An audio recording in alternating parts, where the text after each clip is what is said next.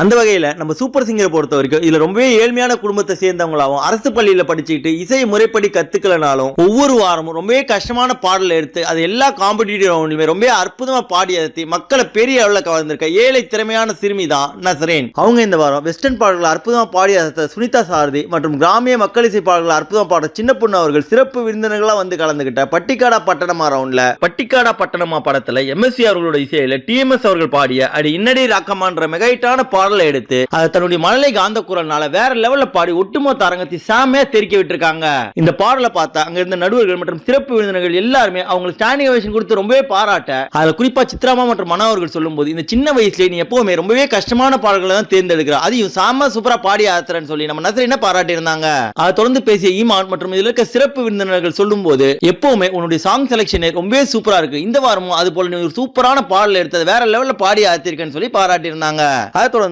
அவங்களுக்கு கோல்டன் ஷவரும் வழங்கப்பட்டது. அது மட்டும் இல்லாம நம்ம சூப்பர் சிங்கர் ஜூனியர் சீசன் 10ல ரொம்பவே அற்புதமா பாடி இத்தனை திறமை வாய்ந்த குழந்தைகள்ல உங்களுக்கு ரொம்ப பிடிச்சவங்க யாருன்றத மறக்காம கமெண்ட் செக்ஷன்ல தெரிவிங்க.